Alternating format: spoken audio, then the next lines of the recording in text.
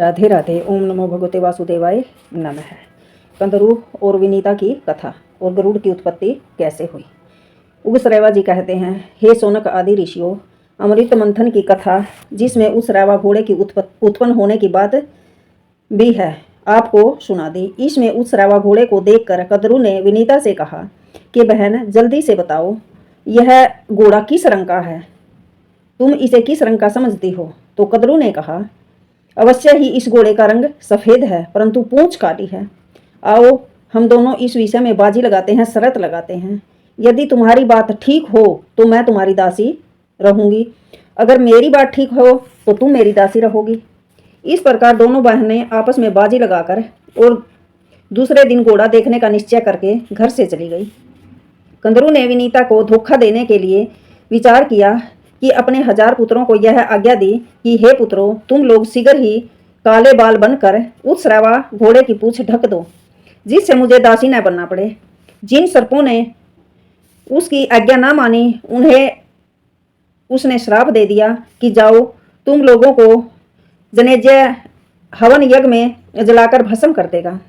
यह देव संयोग की बात है कि कंदरू ने अपने पुत्रों को ऐसा श्राप दे दिया। यह बात सुनकर ब्रह्मा जी और समस्त देवताओं ने इसका अनुमोदन किया। उन दिनों पराक्रमी और विषैले सर्प बहुत प्रबल हो गए थे। वे दूसरों को बहुत पीड़ा पहुंचाते थे। प्रजा के हित के लिए ये बात उचित थी, ठीक थी। जो लोग दूसरे जीवों को दुख देते हैं, आहत करते हैं, उन्हें विधाता की ओर से भी प्राण अंत दंड मिल जाता है। ऐसा कहकर ब्रह्मा जी ने कदरू की प्रशंसा की। कदरू और विनीता ने आपस में दासी बनने की बाजी लगाकर बड़े रोष और आवेश में वह रात बिताई। दूसरे दिन प्रातःकाल होते ही निकट से घोड़े को देखने के लिए दोनों साथ चल पड़ी। सर्पों ने विचार करके यह निश्चय किया कि हमें माता की आज्ञा का पालन करना चाहिए। यदि उसका मनोरथ पूरा न होगा तो वह प्रेम भाव छोड़कर रोषपूर्वक हमें जला देगी। यदि इच्छा पूरी हो जाएगी तो वह प्रसन्न होकर हमें शाप से मुक्त कर देगी।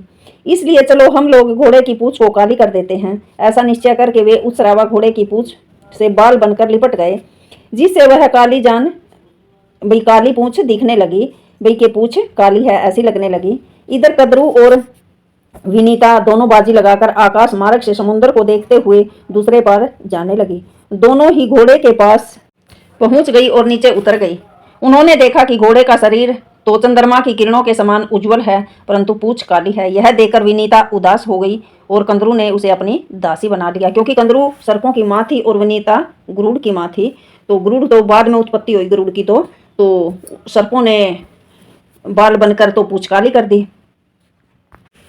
समय पूरा होने पर महातेजस्वी गरुड़ माता की सहायता के बिना ही अंडा फोड़कर बाहर आ गया।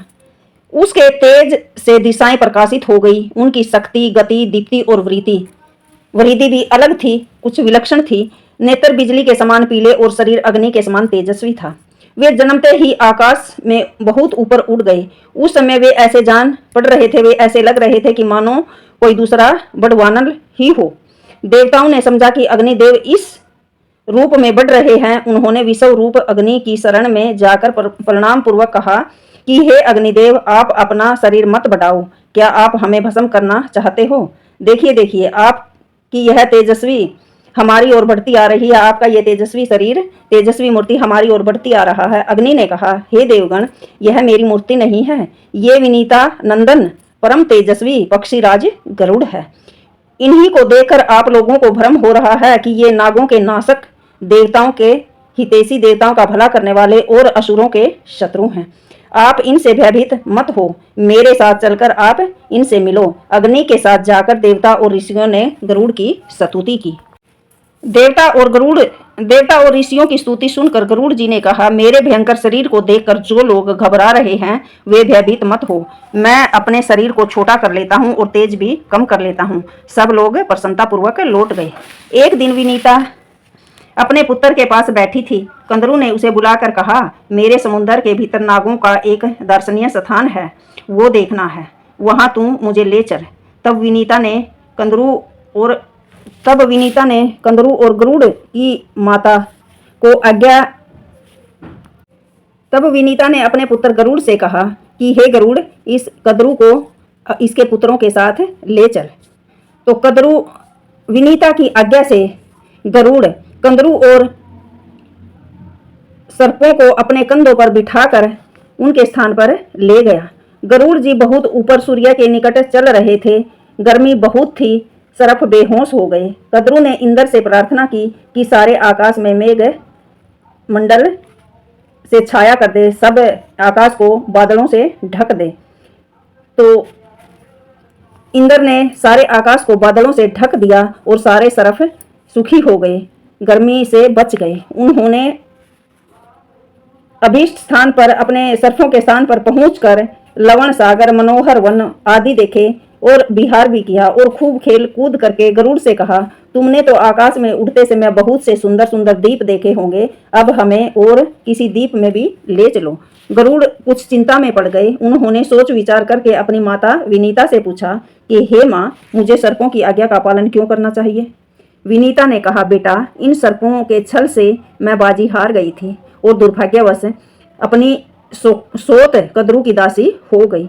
अपनी माता के दुख से गरुड़ भी बहुत दुखी हो गया और उन्होंने सर्पों से कहा, हे सर्पगणों, ठीक ठाक बताओ, मैं तुम्हें कौन सी वस्तु लाकर दूं, किस बात का पता लगाऊं और तुम लोगों का कौन सा ऐसा उपकार कर दूं जिससे मैं और मेरी माँ इस दासी तव से मुक्त हो जाएं। सर्पों ने कहा, हे गरुड़, यदि तुम अपने पराक्रम से हमारे लिए अमृत ला दो तो हमें, और अगर तुम हमारे लिए अमृत ला दोगे तो हम तुम्हें और तुम्हारी माता को दासी तव से मुक्त कर देंगे। ओम नमो भगते वासुदेवाय नमः। कंदरू और विनीता आपस में दो बहनें थी, वो दोनों शौकन थी। तो उन्हें उस रावा घोड़ा पर बाजी लगाई कि बाजी में वह छड़ से कंदरू हार गई, क्यों कंदरू के पुत्र सर्फ थे। सर्फा ने काले बाड़ा का वेश बनाया और पूंछ पर लिपट गए। तो छल से तो कुछ भी इंसान कर सकता है, कभी छल करना तो नहीं चाहिए। तो गरुड़ ने अपनी भाई कया मैं तुम्हें अमृत ला कर दूंगा। तो आगे फिर अमृत के लिए गरुड़ की यात्रा शुरू होगी। गज गज का वृतांत आएगा। तो राधे राधे। ओम नमो भगवते वासुदेवाय नमः। कभी किसी से छल मत करो।